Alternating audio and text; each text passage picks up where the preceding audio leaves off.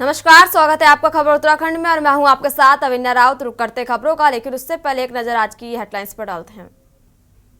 गृह मंत्री अमित शाह राष्ट्रीय खेलों का समापन कार्यक्रम में होंगे मुख्य अतिथि। इस मौके पर केंद्रीय खेल मंत्री मनसुख मांडविया, सीएम पुष्कर सिंह धामी मौजूद रहेंगे। सीएम धामी वनाग्नि नियंत्रण के लिए आयोजित मॉक ड्रिल का लिया जायजा, सभी विभागों का सहयोग लेने के निर्देश भी दिए। पीएम मोदी के उत्तराखंड दौरे को लेकर तैयारियां तेज। 27 फरवरी को शीतकालीन यात्रा पर उत्तराखंड आ रहे पीएम मोदी। यूसीसी पंजीकरण को लेकर की झूठी शिकायत पड़ेगा भारी। 10,000 रुपए तक के अर्थदंड का किया गया प्रावधान। राज्य में लागू हो चुके यूसीसी नियम। हरिद्वार में 15 फरवरी से भोले के भक्तों का कुंभ शुरू। हर की पैड़ी के चारों तरफ 0 जोन लागू। यातायात पुलिस ने ट्रैफिक प्लान किया तैयार। डोयाला में गन्ना सेंटर नागल। बुलंदा में गन्ना उठा नहीं होंगे किसान नाराज। समय पर मिल में गन्ना सप्लाई नहीं होने से खराब हो रही उपज। देख रहे हैं की न्यूज़, खबरों का सारथी। रुक करते हैं खबरों का। उत्तराखंड की राजधानी देहरादून में कृषि एवं उद्यान विभाग की उपलब्धियों को लेकर एक प्रेस वार्ता आयोजित की गई। इस प्रेस वार्ता कैबिनेट मंत्री गणेश जोशी के सरकारी आवास पर हुई, जिसमें उन्होंने विभाग के कामकाज और राज्य के कृषि क्षेत्र में हुई प्रगति पर चर्चा की। मंत्री जोशी ने बताया कि उन्हें इस विभाग को संभाले हुए लगभग 3 साल हो चुके हैं और राज्य सरकार कृषि तथा हॉर्टिकल्चर क्षेत्र में लगातार विकास के लिए काम कर रही। उन्होंने ये भी कहा कि राज्य बनने के बाद कृषि क्षेत्र का कुल क्षेत्रफल भले ही कम हुआ हो, लेकिन उत्पादन में लगातार वृद्धि हुई है।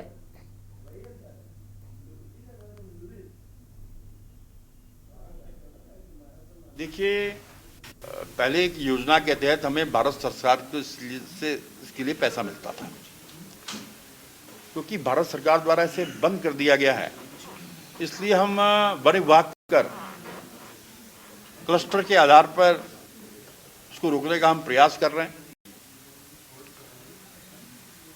और अभी ग्राम विकास, क्योंकि विभाग भी मेरे पास है, एक ग्राम विकास की बैठक हमने माननीय मुख्यमंत्री जी के साथ की थी। हमने उनसे अनुरोध किया था कि उस मद में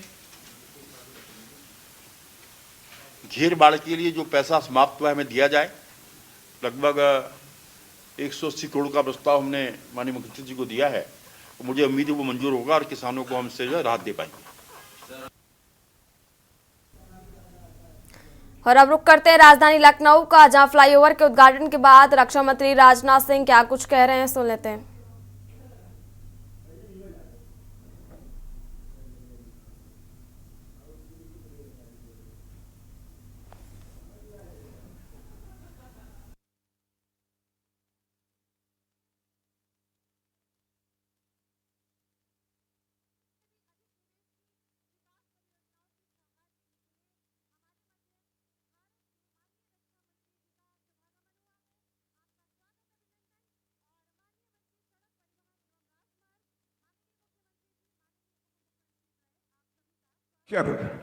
रिवॉल्यूशन ला दिया है, इंफ्रास्ट्रक्चर क्रांति ला दी है। यदि मैं ये कहूं तो ये कहना अतिशयोक्तिपूर्ण नहीं होगा।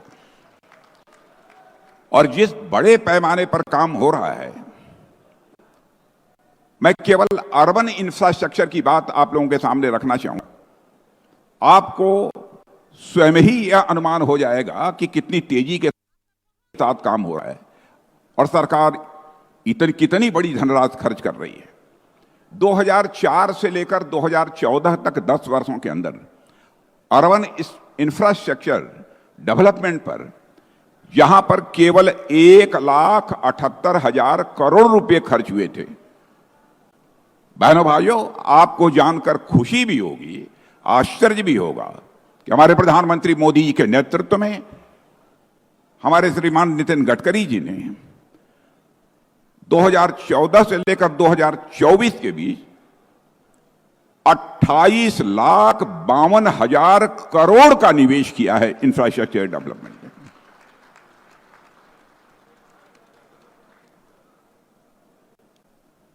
और लखनऊ में मेट्रो की सुविधा के बारे में भी मैं यहां पर चर्चा करना चाहूंगा।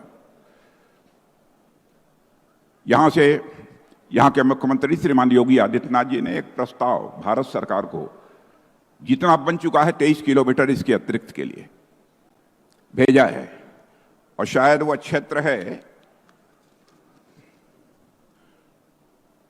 चारबाग से लेकर बसंत कुंज तक का। साथियों, आज मैं आपको जानकारी देना चाहता हूं, इस संबंध में मैंने स्वयं केंद्र के शहरी विकास मंत्री से बात की है कि भाई अभी तक यह क्यों रुका हुआ है, इसकी स्वीकृति क्यों नहीं मिली। उन्होंने कहा कि रेलवे मंत्रालय ने इसमें क्वेरी की है और क्वेरी का जवाब उत्तर प्रदेश सरकार से आ जाने के बाद हम इसको चटपट क्लियरेंस देंगे, विद इन 2 डेज इसका क्लियरेंस हम आपको दे देंगे। और मैं समझता हूं कि उत्तर प्रदेश सरकार में काम कितनी तेजी के साथ हो रहा है, किसी को बतलाने की आवश्यकता नहीं। और क्यों ही इस क्वेरी का जवाब वहां पहुंचेगा, और वह भी उत्तर प्रदेश सरकार को देना होता तो पहुंच गया होता, रेलवे मंत्रालय को देना है। और मैं रेल मंत्री से भी इस संबंध में बात करूंगा कि जल्दी से यहां से जो क्वेरी है उसका जवाब चला जाए। और इसका जवाब जाने के बाद मैं आप सबको बतलाना चाहता हूं कि विद इन 2 डेज चारबाग से लेकर बसंत कुंज 11.16 किलोमीटर की मेट्रो रेल का भी काम प्रारंभ हो जाएगा।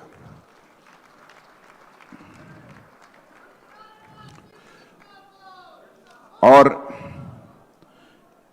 मेरे बहनों भाइयों, इस बार जो बजट आया है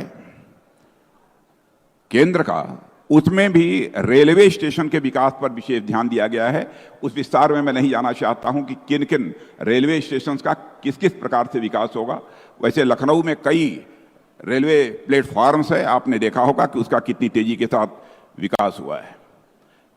हमारे प्रधानमंत्री मोदी जी के नेतृत्व में भारत कितनी तेजी के साथ प्रगति कर रहा है, सचमुच सारा विश्व अचंभित है। और लोग यह मानते हैं कि आज हमारा भारत अर्थव्यवस्था के आकार के मामले में जो दुनिया के देशों में 11वें स्थान से जंप लेकर 5वें स्थान पर आ गया है। और ऐसे ही प्रगति की रफ्तार बनी रही, विकास की रफ्तार बनी रही। 2027 आते आते यानी 2.5 वर्षों के बाद ही हमारा भारत धन दौलत के आकार के मामले में दुनिया की टॉप 3 कंट्रीज में आकर खड़ा हो जाएगा। और आप सबके लिए तो इस बार का जो बजट पेश हुआ है, मैं समझता हूं आप सबको तो बेहद खुशी हुई होगी। और विशेष रूप से जो मध्यम वर्गीय लोग हैं, नौकरी पेशा लोग हैं, उनके लिए तो वह दिन बहुत ही सुखद रहा होगा। बहनों भाइयों, पहले केवल 7 लाख रुपए तक कोई इनकम टैक्स नहीं लगता था, लेकिन इस बार के बजट में हमारे प्रधानमंत्री ने व्यवस्था कर दी है 12 लाख रुपए तक की जिनकी आमदनी है, 0 टैक्स, एक भी पैसा टैक्स नहीं लगेगा, इसकी व्यवस्था कर दी है। तो इस बजट के भी बहुत विस्तार में न जाते हुए मैं इतना ही कहना चाहूंगा, मेरी कोशिश है कि हमारा लखनऊ देश नहीं दुनिया के गिने चुने शहरों में गिना जाए, और जहां महसूस कर सकें लोग कि लखनऊ आकर यदि मैं रहूं तो हमारा भविष्य सुनहरा होगा, ऐसी कल्पना करने लगे लोग। हम ऐसा लखनऊ को बनाना चाहते हैं। और विश्व स्तरीय इंफ्रास्ट्रक्चर के साथ साथ इन्वेस्टमेंट और बिजनेस हब के रूप में भी लखनऊ को तैयार करने की आवश्यकता है। लेकिन इतनी सारी बातें हो जाने के बाद आप जानते हैं कि जब भी नितिन जी आते हैं तो मैं कुछ मांगता हूं, और कुछ मांगा था तो वह तो इन्होंने दे दिया है। इतने सारे पेपर लेकर आप सबके सामने खड़ा हूं क्योंकि मैं तो आपका प्रतिनिधि हूं, अपनी लखनऊ की जनता का सेवक हूं। बहनों भाइयों, मैंने पिछली बार मांग की थी सड़क परिवहन मंत्री जी से, नितिन जी से, कि लखनऊ के अमर शहीद पथ के पास सर्विस रोड और अंडरपास के लिए कुछ कर दीजिए, यहां से बनवा दीजिए। 45 करोड़ रुपया उन्होंने स्वीकृत कर दिया।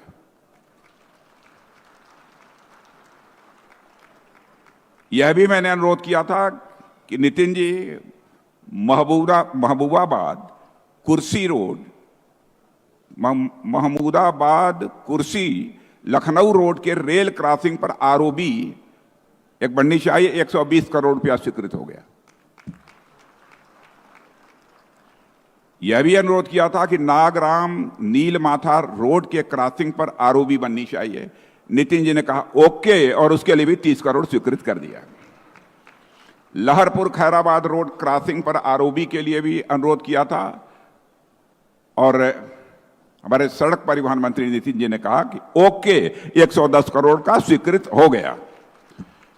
मेरे बहनों भाइयों, इतना स्वीकृत होने के बाद धीरे से तालियां बज रही हैं।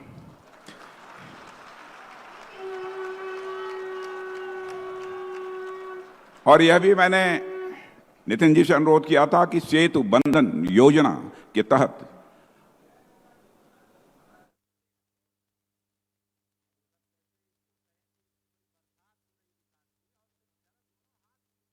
रुक करते हैं खबरों का। खटीमा के गांव दिया स्थित कामन नदी में हो रहे खुदान को लेकर ग्रामीणों में भारी आक्रोश है।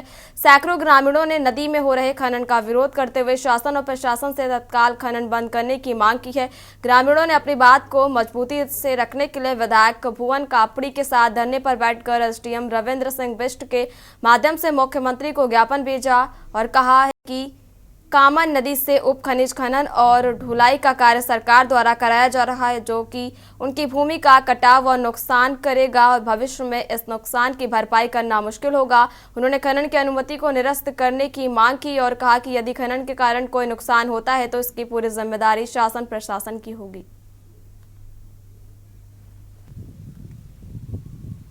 आप बात कर रहे हो सरकार की बातें, गौशाला की आप बात कर रहे हो, आप सुनिए मेरी बात। जो आपका धरना प्रदर्शन है बिल्कुल गलत है और ये सरकारी काम में बात है। लिखो जाओ।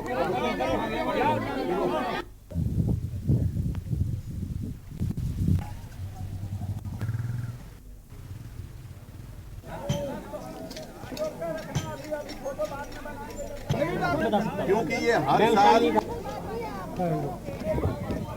खटीमा उपजिलाधिकारी और तहसीलदार अभी यहाँ पर आए थे। उन्होंने कहा कि सिंचाई विभाग ने हमें ये कहा कि यहाँ पानी भरता है, आपदा आती है, यहाँ रिवर ट्रेडिंग होनी चाहिए। रिवर ट्रेडिंग के लिए 300 बाई 50 मीटर की जगह चिन्हित की गई, जबकि ये मुझे लगता है कि अगर दिया गांव को ही हम सिर्फ देखेंगे तो ये कम से कम 4-5 किलोमीटर है।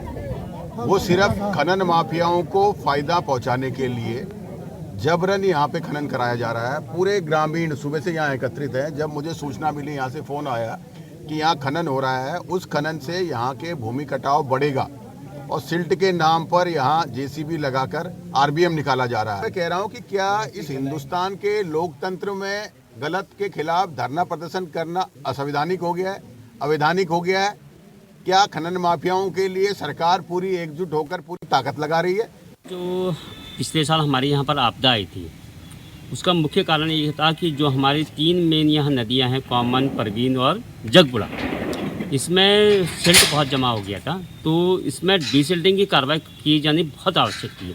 लिहाजा इसी सिलसिले में इरिगेशन डिपार्टमेंट द्वारा एक प्रपोजल भेजा गया, जिसमें तीनों जगह परवीन नदी, कॉमन नदी और जगबुड़ा नदी में डिसिल्टिंग काम के लिए यहाँ पर रिवर ट्रेनिंग पॉलिसी के तहत हमने टेंडर फ्लोट किया। इसी का टेंडर हमने किसी एक जो लोवेस्ट बिडर था उसको दिया गया और आज माननीय विधायक जी और उनके कुछ कांग्रेसी कार्यकर्ताओं द्वारा इसका विरोध किया जा रहा है, जो कि बिल्कुल नाजायज़ है। क्योंकि अगर हम जब तक इसको रिवर को चैनलाइज नहीं करेंगे तो ये बार बार हमारे खेतों को नुकसान करेगी।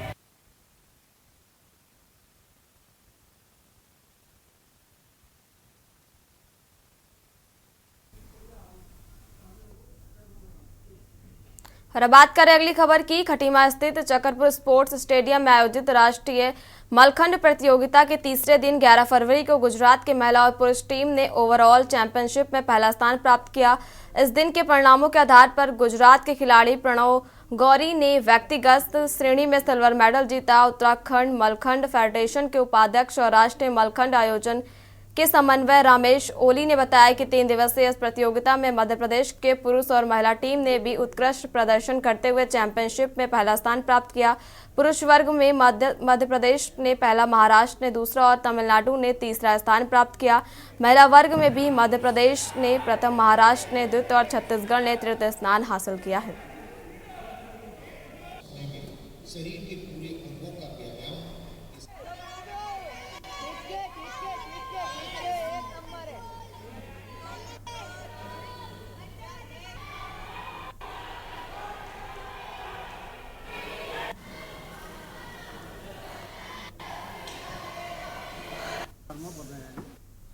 कि हम सब लोग यहाँ पर 3 दिन से यहाँ पर मलखम्ब की प्रतियोगिता आयोजित कर रहे हैं। सर्वप्रथम इसमें टीम चैंपियनशिप का आयोजन किया जाता है। उसमें टीम चैंपियनशिप में पुरुष वर्ग में हमारे मध्य प्रदेश प्रथम स्थान पर रहा, द्वितीय स्थान पर महाराष्ट्र स्थान रहा और तृतीय स्थान पर तमिलनाडु का रहा। ऐसे ही महिला वर्ग में मध्य प्रदेश प्रथम स्थान पर रहा, महाराष्ट्र द्वितीय स्थान पर रहा और छत्तीसगढ़ ये तृतीय स्थान पर रहा है। अभी इंडिविजुअल उनमें से जो अच्छे थे खिलाड़ी उनको 8 खिलाड़ियों को उसमें से छटनी की गई पुरुष वर्ग में और महिला वर्ग में, और उसके पश्चात उनको जो है इंडिविजुअल उसमें फाइट कर करके first second third bronze medal और ऐसे करके 3 मेडल उनको मिलेंगे। मध्य प्रदेश से आया हूँ। 38 नेशनल गेम्स में हमारा टीम का गोल्ड लिया है गर्ल्स बॉयज़, और अभी इंडिविजुअल एप्रेटिस में मेरा रोप एप्रेटिस पे सिल्वर मेडल है। और काफ़ी हमारा अच्छा इवेंट हुआ है, उत्तराखंड में काफ़ी अच्छा आयोजित करा है और खटीमा में काफ़ी अच्छी व्यवस्था दी है, और अभी ऑलराउंड एप्रेटिस बाकी है, देखते हैं क्या होता है। रुक करते हैं अगली खबर का। समान नागरिक संहिता यानी यूसीसी का मुद्दा देश में एक बार फिर से गर्मा गया है। उत्तराखंड की बीजेपी सरकार इसे अपने राज्य में लागू कर दिया है। ये यहां विधानसभा में पास होने के बाद कानून का बन चुका है। हालांकि उत्तराखंड क्रांति दल लगातार इस कानून का सड़कों पर विरोध कर रही है, लेकिन भाजपा इस कानून को सबके हितों की रक्षा वाला कानून बता रही है। कोटद्वार में भाजपा अल्पसंख्यक मोर्चे के जिला महामंत्री ने क्या कुछ कहा, इस कानून को लेकर सुनिए।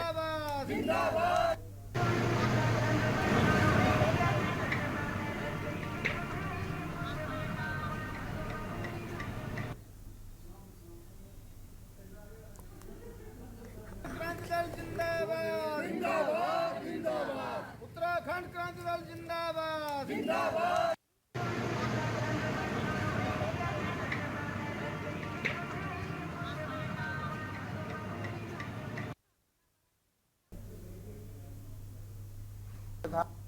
यूसीसी का विरोध किस बात पे कर रहे हैं? कोई है ही नहीं कुछ वैसी जिसमें मुसलमानों के लिए कुछ हो। इसमें तो सब समाज की बात है, सब धर्मों की बात है, सबको एक जैसा सम्मान मिलेगा। इसमें वो लोग विरोध कर रहे हैं भाई जी जो कांग्रेसी है, सपाई मुसलमान है। जो मुसलमान है ओरिजिनल वो कोई विरोध नहीं कर रहा, जो पॉलिटिकल मुसलमान है वो विरोध कर रहा है।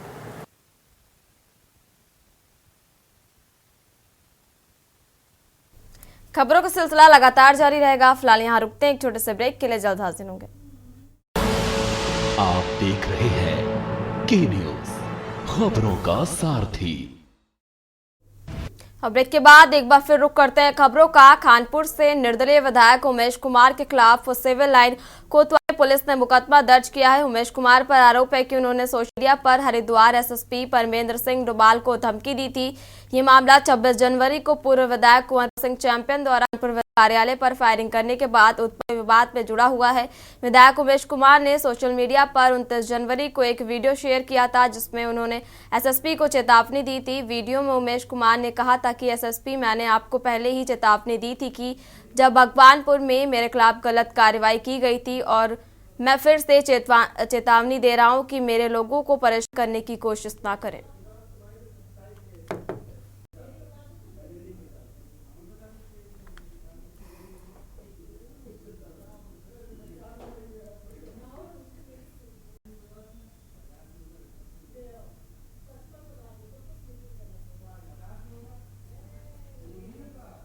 इस समय से एक वीडियो वायरल हो रहा था जो पुलिस के संज्ञान में भी आया, तो हमारे संज्ञान में भी वो चीज़ें आई। तो उसमें एक एडिशनल एसआई रैंक के ऑफिसर ने पूरे वीडियो की जांच करी, तो उसमें तथ्य पाए कि वो हमारी बीएनएस की एक पर्टिकुलर सेक्शन के अकॉर्डिंग वो अपराध कवर होता है, तो उसमें हमने उसको पंजीकरण किया और आगे की कार्रवाई कर। लेट वही मैंने बताया ना, वो वीडियो पुराना बताया जा रहा है, तो जब पुलिस के संज्ञान में आया तो उसकी सत्यता, वो किस यूआरएल से चल रहा है, किस प्लेटफॉर्म पे है, कि उसकी कितनी सच्चाई है, क्योंकि कई बार वीडियो किसी भी रूप में चलते हैं, तो इसलिए उसकी सच्चाई जानना जरूरी था। तो पुष्ट खबरों के बाद फिर हमने उसमें आगे का पंजीकरण किया।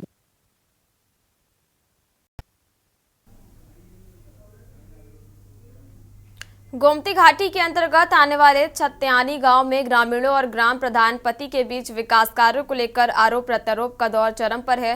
ग्रामीणों का आरोप है कि गांव में वास्तविक विकास नहीं हो पाया। उनका कहना है कि कई पात्र ग्रामीणों को सरकारी योजनाओं का लाभ नहीं मिल पाया और पैदल रास्तों तथा स्वीकृत सड़कें भी गाँव से गायब हैं। इसके अलावा गाँव में हुए छोटे मोटे विकास कार्यों में भ्रष्टाचार का भी आरोप लगाया गया। वहीं छत्यानी के ग्राम प्रधान पति का कहना है कि कोरोना महामारी के कारण 2 वर्षों तक गांव में विकास प्रभावित रहा। हालांकि उन्होंने ये भी दावा किया है कि 3 साल के कार्यकाल में गांव के हर वर्ग तक विकास पहुंचाने की कोशिश की गई है।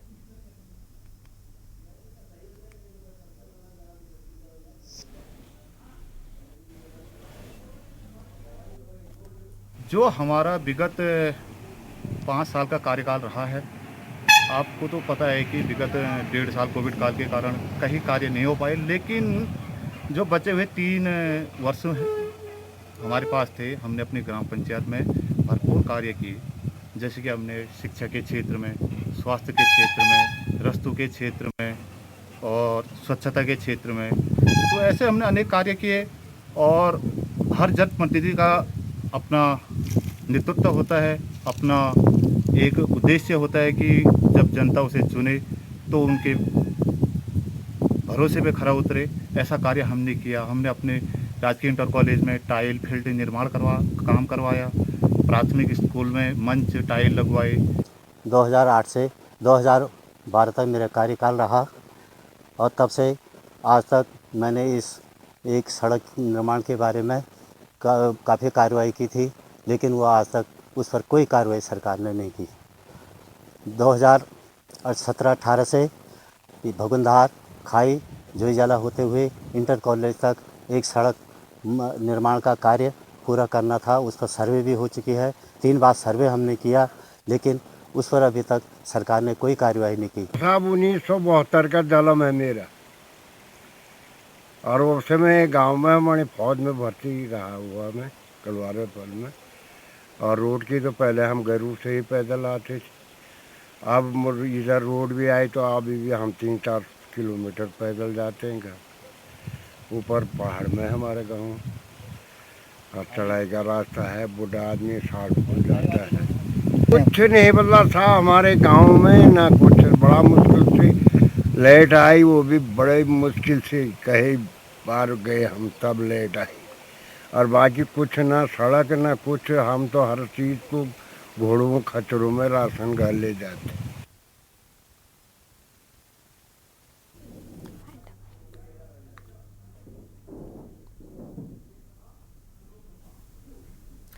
उत्तराखंड की खबरों में फिलहाल इतना ही। आप देखते रहिए के न्यूज़ इंडिया। नमस्कार। आप देख रहे हैं के न्यूज़, खबरों का सारथी।